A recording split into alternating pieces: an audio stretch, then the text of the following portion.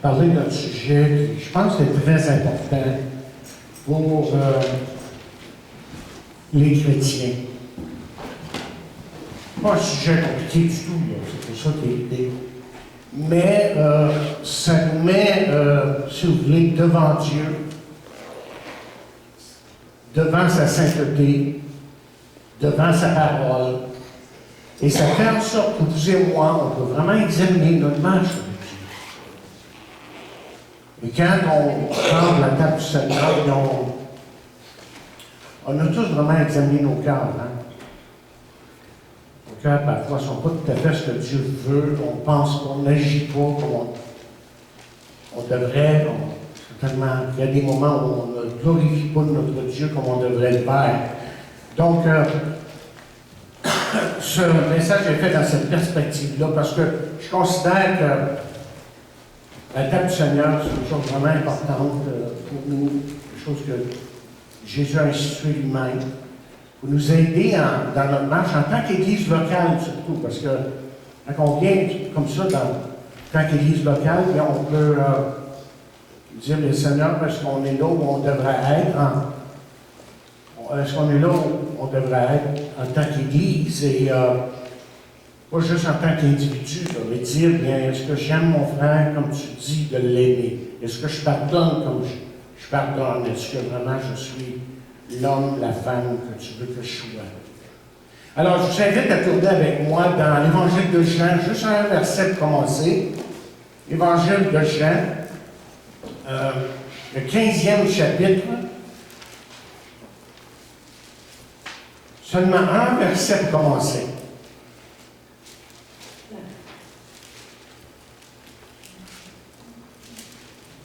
Vous le connaissez bien, Jean 15, verset 11. Jean 15, verset 11 nous dit « Je vous ai dit ces choses, afin que ma joie soit en vous et que votre joie soit parfaite. » Prions Dieu. Père, on est devant ta parole ce matin et nous voulons que ta parole puisse parler à nos cœurs et encore une fois nous emmener au pied de ta croix pour que nous puissions encore une fois bénéficier de tout ce que tu nous as donné à cette croix. Et déjà nous le possédons, mais on voudrait bien que aujourd'hui, comme tous les jours de notre vie, qu'on puisse réaliser tout ce que tu nous as donné, mais surtout la grandeur de ton amour pour chacun de nous. Combien que tu nous aimes. Donc, bénis ta parole et qu'elle puisse nous rapprocher de toi. Nous prions dans le nom de Jésus. Amen. Mark Twain, je ne sais pas si vous savez c'est qui, c'était un humoriste professionnel dont les conférences et les écrits ont fait rire les gens dans le monde entier à un certain moment, à notre époque, si vous voulez, pour leur faire oublier, si vous voulez, pour un instant, leurs ennuis, leurs inquiétudes et toutes sortes de choses comme ça. Et pourtant, on dit de lui que dans sa vie privée, c'était un homme en proie à la tristesse. Par exemple, quand sa fille, Jeanne, mourut subitement d'une crise d'épilepsie, Twain lui-même était déjà dans une sorte de dépression, très malade, incapable d'aller à ses obsèques. Et il va partager à un ami ceci, il dit « Je n'ai jamais envié personne, sauf les morts. J'envie toujours les morts. » Donc, le sujet dont j'aimerais aborder avec vous ce matin, là, c'est quelque chose, évidemment, que tout le monde recherche, que tout le monde veut, évidemment. Et c'est une chose qui n'est pas difficile à posséder, mais c'est aussi une chose qui échappe à la majorité, je dirais même, la majorité des gens aujourd'hui. Oui, fondamentalement, foncièrement, les gens aujourd'hui veulent être heureux, ils veulent être dans la joie. Mais, comme je viens de dire, la joie, c'est c'est quelque chose qui glisse d'entre les mains des gens pour la plupart. Et la joie, malheureusement, est souvent quelque chose qui manque même dans l'Église. Je parle ici de l'Église locale, pas juste l'Église en général. Et c'est pour ça que j'ose vous poser cette question ce matin. Où est votre joie? Se peut-il que vous avez perdu votre joie? Parce que vous voyez, une église où il n'y a pas de joie, c'est une église qui est morte, fondamentalement.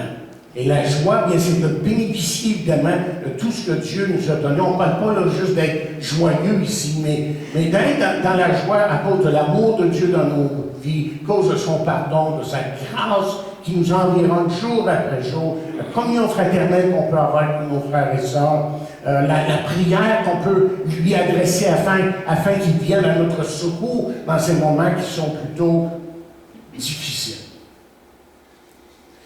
David, lui, vous rappelez, et c'est pour ça qu'on a lu le psaume 51 ici, ce matin, il a prié à un moment donné, « Rends-moi la joie de ton salut. » Il avait perdu, évidemment. Et la Bible est continuellement en train de nous avertir de différentes choses. Par exemple, quand Pierre va écrire, lui, il va le dire comme suit. Il va dire, « Soyez veillés, votre adversaire, le diable, rôde comme un lion, rugissant, cherchant qui dévorer. » Le mot là, dévorer, littéralement, veut dire avaler, dans le grec. Donc, l'adversaire, le diable, il ne veut pas seulement, voyez, même, je dirais, vous dévorer, mais je pense qu'il veut vous voler. En tout cas, c'est la terminologie que Jésus a utilisée dans Jean 10, l'évangile de Jean. Voyez la terminologie que Jésus a utilisée dans Jean 10e chapitre et les versets 6 à 10. Jean 10, 6 à 10, il dit, Jésus leur dit cette parole, mais ils ne comprenaient pas de quoi il leur parlait. C'était pas nouveau. Ils n'ont pas compris Jésus sur beaucoup de choses. Jésus leur dit encore en vérité, au verset 7, chapitre 10 de Jean, je vous le dis, je suis la porte des brebis. Tous ceux qui sont venus avant moi sont des quoi? Des voleurs et des brigands. Et les brebis ne les ont point écoutés. Et on peut lire jusqu'au verset 10, je suis la porte. Si quelqu'un entre par moi, il sera sauvé, il entrera, il sortira, il trouvera des pâturages. Le voleur, okay? Le voleur, dit-il, c'est une image que Jésus a utilisée ici, là, ne vient que pour dérober, égorger, détruire. Moi, je suis venu afin que les brebis, qui sont ses enfants, aient la vie qu'elle est en abondance. Est-ce que vous connaissez vos voleurs? Est-ce que vous connaissez les voleurs de joie? On va le dire comme ça plutôt. Les voleurs de joie. On nous dit que connaître son ennemi, comprendre les tactiques de son ennemi, ça aide beaucoup dans le combat. Alors, passons à travers quelques-uns de ces voleurs. D'abord, je parlerai des circonstances. Les circonstances peuvent nous voler notre joie. En tout cas, de ce qu'on a compris de Mark Twain, bien, Mark Twain n'avait pas la joie à cause des circonstances autour de lui. Il ne faut certainement pas minimiser le décès de cette petite fille, ça c'est sûr, là, mais les circonstances étaient difficiles. Et pourtant, Jésus, lui, nous a montré que nous pouvons être dans la joie malgré les circonstances. Vous vous rappelez que dans Isaïe 53, verset 3, qu'on l'a appelé l'homme de douleur, l'homme qui souffrait. Et même, si vous comprenez où se trouvent ces versets dans le texte qu'on a lu il y a quelques instants, dans Jean 15, on comprend que ces paroles que Jésus a prononcées étaient quelques heures avant de mourir sur la croix. Quelques heures même avant de mourir sur la croix, il dit, je vous ai dit ces choses afin que ma joie soit en vous et que votre joie soit parfaite. Le voilà nous faisant face au pire châtiment qu'un homme pouvait subir, il parle de joie. Mais Paul, pour prendre quelqu'un d'autre dans la parole de Dieu, évidemment, a écrit son épître aux Philippiens en prison. Et pourtant, il parle beaucoup de joie et pensez aux prisons qui existaient dans ce temps-là. On les battait, on les mettait dans des places extrêmement humides et pensez à toutes les senteurs, mauvaises senteurs que vous n'avez jamais senties dans votre vie, c'était ça. Puis il nous parle de joie. Il nous parle de beaucoup de joie. En fait, on nous dit que 19 fois les mots joie et contentement sont mentionnés dans Philippiens. Et la question qui pourrait se poser, c'est quel était le secret de cette joie dont il parlait? Là? Bien, si on fouille un peu plus dans Philippiens, on découvre que 15 fois, on trouve les mots esprit et pensée dans cette épître. Autrement dit, pour résumer ici, Paul, c'est que le secret de la joie se trouve dans la façon que vous pensez, dans les attitudes que vous entretenez, ce qui amènera, si vous avez la bonne attitude, les bonnes pensées, évidemment, ce qui vous amènera à une vie d'obéissance, une vie qui va chercher à tout prix à glorifier Dieu. Mais ça commence là. La façon que vous pensez. Avez-vous jamais pensé comment il y a peu de choses que vous pouvez vraiment contrôler? Je veux dire, en fait de circonstances, là, choses que vous pouvez contrôler. Vous ne pouvez pas influencer grandement le temps, malgré qu'on essaie de dire aujourd'hui qu'on pourrait peut-être un jour, mais je ne sais pas. La circulation, ça c'est difficile à contrôler. On pourrait parler des actes, des paroles d'autrui, de d'autres personnes. C'est des choses dont on n'a pas contrôle à certains moments. Et ça, il faut les réaliser. Quelqu'un a écrit « Les hommes sont le jouet des circonstances ».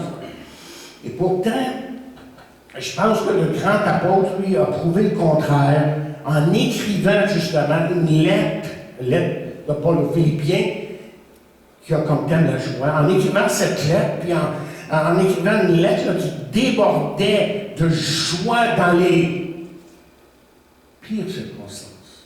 Les pires circonstances. OK, le deuxième valeur, ça serait les gens, ou les personnes, s'il vous plaît. Il y a un pasteur qui racontait, j'écoutais son sermon à un moment donné, puis il dit, sa petite fille, à un moment donné, rentre à la maison, petite fille de 12 ans, je pense, il disait, fâchée. Tu sais, quand une petite fille de 12 ans est fâchée, elle peut être fâchée. Okay? Et puis elle rentre chez elle, elle va dans sa chambre, ferme la porte, bataille, wow, qu'est-ce qui se passe? Donc il monte en haut, évidemment, voir qu'est-ce qui se passe. Il cogne à la porte, qu'est-ce qui se passe? Laisse-moi tranquille, tu sais. Petite fille qui répond comme ça à son papa. Et pourquoi est-ce que tu t'agis comme ça? Ah, les gens. Et toi, tu fais partie des gens. Un petit peu ça. Je pense que des fois, on se face aux gens. C'est comme ça qu'on se sent. Hein? Les gens sont comme dans notre chemin, si vous voulez. On pense ça, hein? Mais veut pas, on est affecté. On est affecté parce que par les choses que les gens disent, par les choses que les gens font. Donc, il faut se rendre à l'évidence que les gens, on ne peut pas les éviter. Impossible d'éviter les gens, de vivre, travailler, vivre avec eux, et dans des circonstances, être là, avec des gens, je le sais, qui sont parfois, très, très déplaisants. Je me racontais quelque chose ce matin, justement. Impossible, mais voilà. On est dans un monde comme ça. Et pourtant, ce qui est important pour nous de se rappeler en tant que chrétiens, c'est que malgré tout ça, Jésus a dit, vous êtes la lumière du monde. Alors même là, dans les circonstances les plus difficiles et avec les gens avec qui parfois on a des difficultés, Jésus est en train de te dire, toi là, si tu es vraiment mon enfant, tu es la lumière du monde. Tu es la lumière du monde. Et parfois, malheureusement, cette lumière pâlit, le sel perd sa saveur. C'est dans le même texte, il dit à peu près ça, le sel perd sa saveur, et évidemment, à cause de ça, notre témoignage est affaibli, et c'est facile, très facile pour nous, de pointer le doigt aux autres et de dire, ah ben c'est sa faute. Encore une fois, pour utiliser l'apôtre Paul comme exemple, je veux dire, s'il y en a un qui avait des soucis, S'il y en a un qui était inquiet à certains moments, c'était bien lui.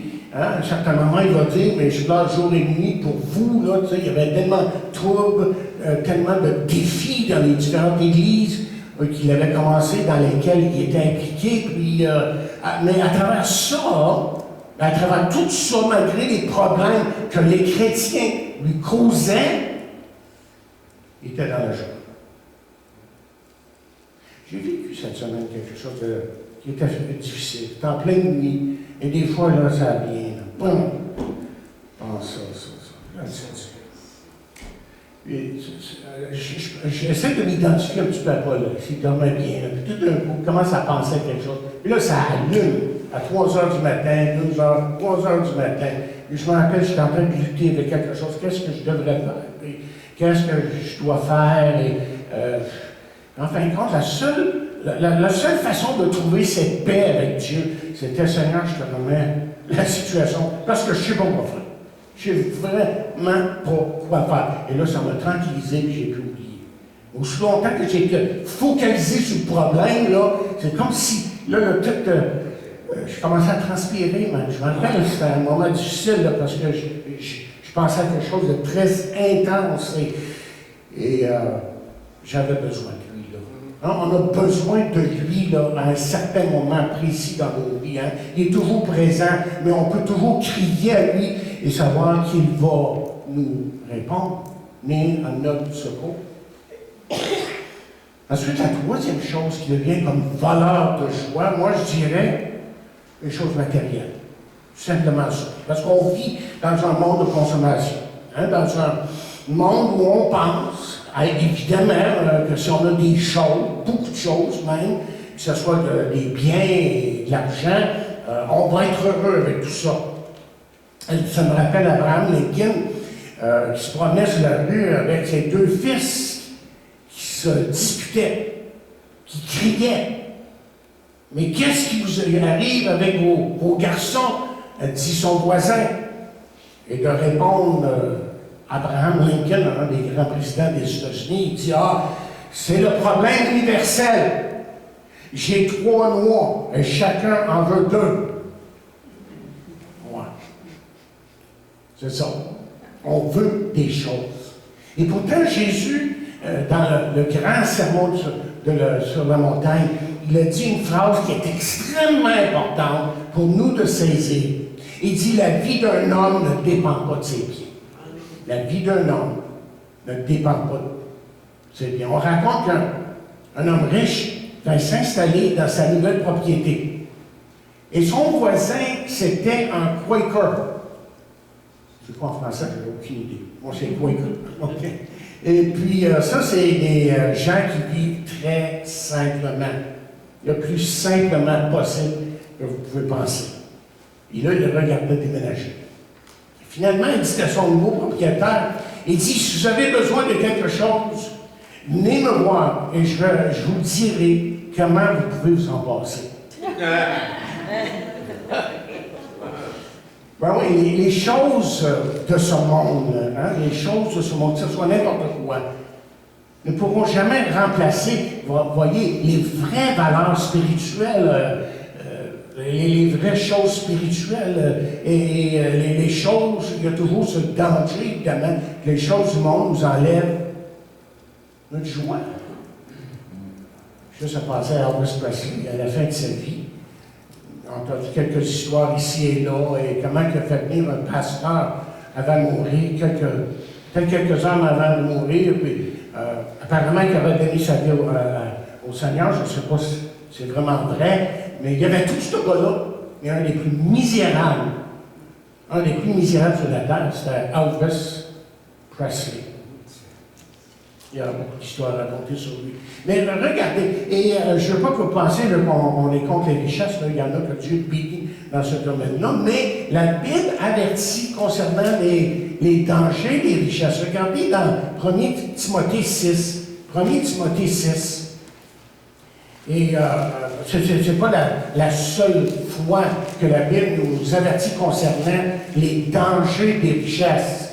Mais dans 1 Timothée, 6e chapitre, versets 17 et 18, il dit là, recommande aux riches présent siècle, de ne pas être orgueilleux, de ne pas mettre leur espérance dans les richesses incertaines, dans des richesses incertaines, mais de la mettre en Dieu, qui nous donne avec abondance toutes choses pour que nous en jouissions. Recommande-leur de faire du bien, d'être riches en bonnes œuvres, d'avoir de la libéralité, de la générosité et de s'amasser ainsi pour l'avenir un trésor placé sur un fondement solide afin de saisir, dit-il, la vie éternelle. Ça dit tout. Pour rien l'expliquer là. Je pense que c'est assez clair, ça. Mais le quatrième voleur, on pourrait faire une longue liste, là, mais moi je me suis limité à 4. Le quatrième voleur, c'est les soucis. Les soucis. Je dirais que ça, probablement, que c'est le pire, parce que ça inclut les anxiétés qu'on peut vivre, évidemment, dans la vie. Est-ce que vous vous êtes fait du souci cette semaine? Oui, à un certain moment, je me suis soucié de, tu sais, j'ai des soucis pour ça, puis si, et puis, mais heureusement qu'on a un espoir avec Christ, heureusement qu'on peut se tourner vers lui, et que toute cette anxiété et toute cette peine peut-être qu'on vit, les soucis et autres, bien, peuvent être allégés, c'est certain. Mais c'est certain que, d'après ce qu'on peut lire dans des magazines sur la santé et tout ça, que les soucis ont des conséquences physiques à certains moments. Hein? Vraiment, là, dans le vrai sens du mot, il y en a qui sont malades parce qu'ils sont tellement soucieux, tellement inquiets, tellement ici et ça, et qu'ils sont malades physiquement. Et quelqu'un a dit, vous pouvez acheter du sommeil chez le pharmacien, mais vous ne pouvez pas acheter le repos intérieur. Ça dit tout. Mais Paul, j'ai mis ici, je l'ai écrit comme ça, puis je dis, non, t'aurais dû l'écrire autrement. J'ai dit, Paul aurait pu s'inquiéter. Je pense qu'il s'est inquiété. Non, il s'est inquiété. Il n'y a aucun doute de ça. Et c'est ça, vous savez, ces choses-là qui nous arrivent dans la vie, à certains moments, comme l'inquiétude, ça devrait être un signal pour nous, en tant que chrétiens, que c'est temps de prier, de vraiment se tourner vers lui, dire, Seigneur, là, écoute, j'ai besoin que tu m'éclaires parce que je ne sais pas, on ne sait pas toujours. Et donc, il écrit une lettre exubérante, plein de joie. Alors, quels sont nos valeurs? Bien, il y a les circonstances, les champs, les choses, les soucis. Et la question qu'on veut se poser, c'est comment est-ce qu'on peut maîtriser ces valeurs et les empêcher, justement, de nous enlever, de nous dérober, de nous voler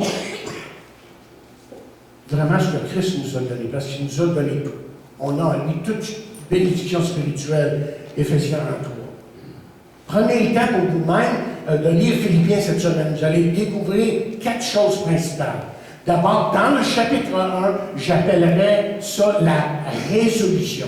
La résolution de l'apôtre. Et la Bible nous dit qu'un homme est résolu, est inconstant dans toutes ses voies. Mais qu'est-ce que Paul nous dit dans Philippiens, 1er chapitre, verset 21? Ça, c'est mon verset favori.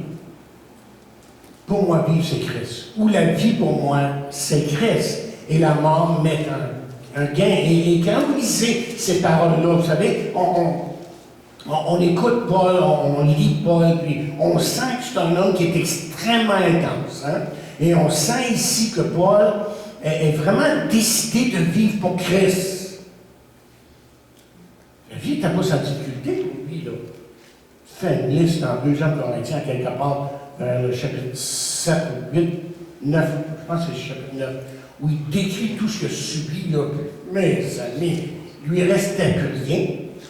Même sa vie, à un certain moment, est en danger. À un moment donné, on l'a tellement battu fort, on l'a laissé pour mort. Il y en a qui pensent qu'il a été ressuscité, mais ça, c'est pas dit dans le texte. Juste quelqu'un nous dit, moi je pense qu'il est ressuscité. Mais le Seigneur l'a sauvé, ça on peut dire ça. Donc il y avait sa part de difficulté. Mais vous voyez, l'apôtre Paul avait découvert quelque chose de vraiment spécial. L'apôtre Paul, dans Romains 8, 28, Romains 28, avait compris quelque chose de très important.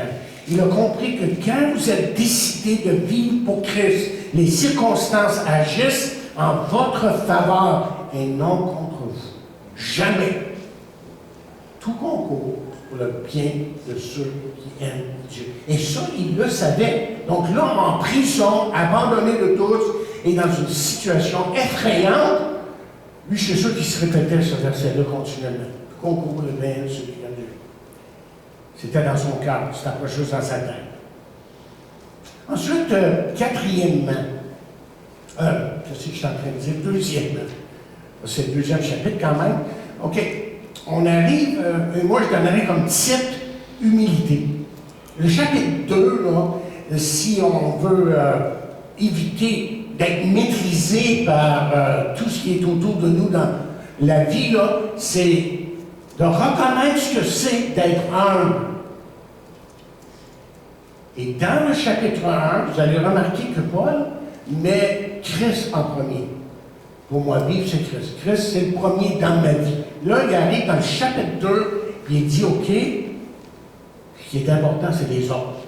Et regardez, comme il dit à un moment donné, regardez les autres comme étant supérieurs. Pas qu'ils sont supérieurs, mais regardez-les comme ça. Et ça va éviter beaucoup, beaucoup de problèmes. Il y a tant de disputes parmi les gens aujourd'hui. Hein? On lit les journaux, ça y est. Tu écoutes les nouvelles, les gens se disputent. Et évidemment, dans les familles, on se dispute. Et même dans les églises, malheureusement, on se dispute parfois. Mais son secret, c'est que nous devons absolument comprendre que si nous mettons les autres en premier, plutôt que nos intérêts, que ça va résoudre beaucoup de problèmes. Il y a une mère qui racontait à un moment donné que son petit garçon était monté dans un ascenseur. Et soudainement, la dame qui était en avant du petit garçon se tourne vers la mère et se dit, « Mais madame, votre petit garçon m'a mordu! » La mère est horrifiée. « Oh, c'est ce qui se passe là? Le petit garçon m'a mordu. Le petit garçon est là. Oui, mais ma maman, elle m'écrasait la face. C'est pour ça que je l'ai mordu. » Et c'est un petit peu ça qui arrive dans notre monde. On s'écrase, hein? On se fait du mal. Et les gens et les nations se mordent l'une les autres. Parce qu'ils se font écraser, on abaisse le petit, on abaisse tous et chacun, on est comme des boxeurs qui se frappent dessus pour voir qui va avoir le dessus. L'humilité, c'est pas ça. L'humilité, c'est de considérer les autres comme étant supérieurs à nous. En fait, il y en a un autre qui a écrit, je vous cite souvent, ça, il dit, l'humilité, c'est de ne pas penser à soi. Vous vous rappelez ce qu'il a dit dans la deuxième partie de sa phrase? Je pense que c'est Chambers, ou Murray peut-être qui a dit ça. Qui dit, l'humilité, c'est pas juste de ne pas penser à soi, c'est de ne pas penser à soi du tout. J'ai du chemin. Oh, mais j'ai du chemin. Ouais, de vraiment centrer mes yeux sur Jésus et sur les autres, évidemment, et de glorifier Dieu par ce moyen. Troisièmement, le troisième chapitre, là, on va trouver une autre solution. OK, c'est ce que j'appellerais, moi, la spiritualité authentique ou la vraie spiritualité. Et c'est le désir de Paul, dans ce chapitre en particulier, de faire comprendre aux chrétiens, parce qu'il parle à des chrétiens, il parle à des enfants de Dieu, pour leur faire comprendre qu'on n'est pas redevable aux choses de cette vie, aux choses de la terre, et de ne pas s'attacher à ces choses-là. Et là, il va dire au verset 20 dans Philippiens 3, pour nous, notre cité dans les cieux, et de là, nous attendons notre Sauveur, le Seigneur Jésus-Christ. Lorsque 5 missionnaires moururent martyrs dans la tribu des Oka en Équateur, en Amérique du Sud, évidemment, certains journaux, on nous dit, parlèrent de cette tragédie comme un gaspillage de vie humaine. Et pour leur famille, évidemment, et pour leurs proches, parenté, la souffrance et la peine étaient tellement profondes. Mais à la suite des événements, bien, on a prouvé que leur mort de ces 5 missionnaires n'était pas une tragédie inutile, ni pour eux et ni pour le monde. Et voici ce qu'un de ces missionnaires a dit juste avant de mourir. C'est Jim Elliot qui dit « Il n'est pas fou celui qui donne ce qu'il ne peut conserver pour obtenir ce qu'il ne peut pas perdre. » Il faut réaliser que les choses matérielles ne peuvent jamais nous donner la joie. Non, le seul moyen de vivre dans la joie est de considérer les choses du point de vue de Dieu afin que nous marchions dans l'obéissance de sa parole et dans la puissance de sa parole. OK, 4e point et dernier. 4e point, je résumerai le chapitre 4 de Philippiens en parlant de sécurité. La sécurité. Nous avons vu tantôt que le souci ou l'inquiétude est un grand problème aujourd'hui. Et justement, on s'inquiète à cause des circonstances qu'on vit, des gens, des choses, et j'en passe. Mais savez-vous que la Bible a un remède pour ça? Si vraiment vous êtes un enfant de Dieu, il y a quelque chose qui est en vous pour vous protéger. Et ça se trouve au verset 7. C'est bien ce que Paul dit au verset 7, il dit « La paix de Dieu qui surpasse toute intelligence gardera vos cœurs et vos pensées en Jésus-Christ. » La paix de Dieu qui surpasse toute intelligence gardera vos cœurs et vos pensées en Jésus-Christ. Et le mot « garder » est important, parce que le mot « gardera », c'est une consonance militaire. Il signifie « monter la garde ». La paix de Dieu va te protéger. Oui, mais fais-lui confiance. C'est ça que je te demande. Fais-lui confiance. Donc la joie, et je ne parle pas là, je sais que vous comprenez bien, je ne parle pas juste d'être joyeux, là, tu sais, les gens sont trop joyeux, hein? C'est correct, mais c'est plus que ça, là. Je parle de beaucoup plus que ça. C'est de vivre dans la paix de Dieu, dans la grâce de Dieu, dans l'amour de Dieu. C'est de vivre de tout ce que Dieu nous donne. Puis cette joie vient à cause de lui. Pas vous, mais lui. Dans ce même chapitre, je vais vous donner ça juste comme ça, 1, 2, 3. Okay? Il y a 3 ressources spirituelles qui nous sont données pour justement, pour que nous soyons bien armés, on va le dire comme ça, qu'on soit armés contre tous ces voleurs qui sont autour de nous et qui veulent nous enlever ce que Dieu nous a donné par son Fils Jésus-Christ, qui est mort sur la croix pour nous. OK? Je les appelle les 3 P de Dieu. Les 3 P de Dieu. OK. Verset 7. Et on a déjà parlé de la paix. Hein? La paix de Dieu qui surpasse toute intelligence. Ensuite, au verset 13, c'est le 2e. Je devrais le lire quand même. Voudrais-tu le lire? Verset 13 de 1 Corinthiens 4e chapitre. Ah.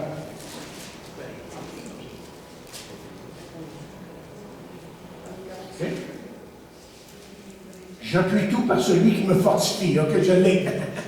OK, j'appuie tout par celui qui me fortifie. Autrement dit, la puissance de Dieu est agissante dans ma vie.